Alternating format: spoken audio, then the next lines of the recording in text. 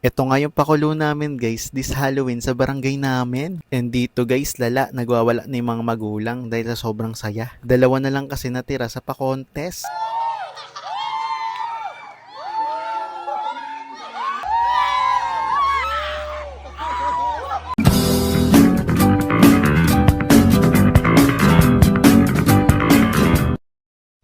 Hi guys! Happy Halloween everybody guys! Yes guys, Halloween na sa amin. So for aga, lala.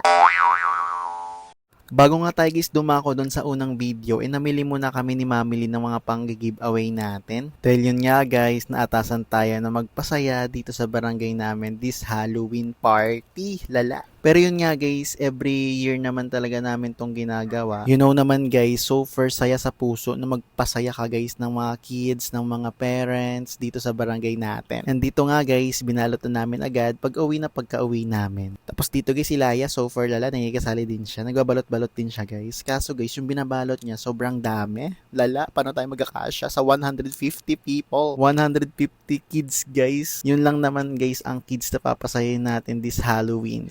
Kinabukasan nga to guys at nagsamula na ang ating pa-party.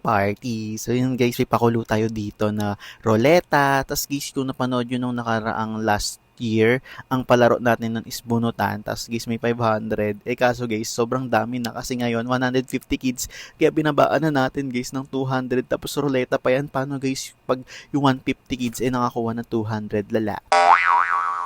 Kaya so far, pasensya na guys kung bakit tayo naging 200 na lang ang grand prize. Pero yun nga guys, sobrang happy kasi naririnig ko yung mga parents nila na may sinasabi, yes, may pambili na tayo ng bigas, ganto ganyan. Kaya you know guys, sa simpleng 200 pesos, parang ang saya-saya na ng puso namin ni Mami Lynn. Anyway guys, ang team pala ngayon na Halloween party is Encantadia guys, mga sangre-sangre. Kaya kung napapansin nyo, may mga naka-Encantadia dyan guys. Tapos yung iba nakapang Halloween is pwede naman guys kung wala tayong budget pang Encantadia. Sobrang cute talaga lang guys ng mga kids dito. Palong-palo din talaga sila. At kung tinatanong nyo nga guys, nasan si Laya at si Katkat, nako guys, hindi na namin sila isinali dito. Dahil yun nga guys, sobrang daming kids. And syempre guys, unang-una sa lahat is ibigay na natin to sa mga bata dito sa barangay natin. Dahil yun nga, nakapag-trick or treat na sila doon kahapon Suggest ko nga lang guys dito sa namumuno guys ha, suggest lang naman po,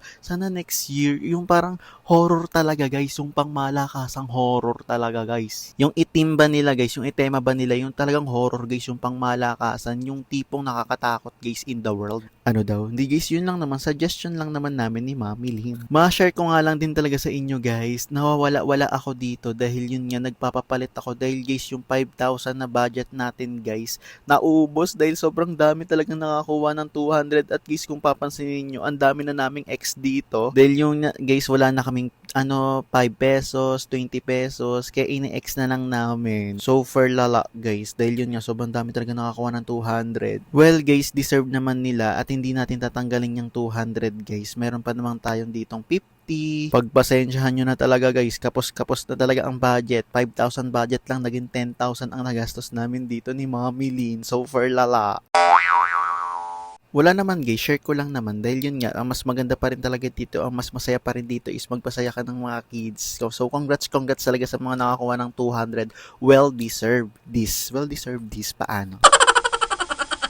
As you can see nga rin dito guys, pinas forward ko na dahil sobrang dami talaga. Tapos si Ate Irene naman dito. Ayan guys, yung may hawak ng mic.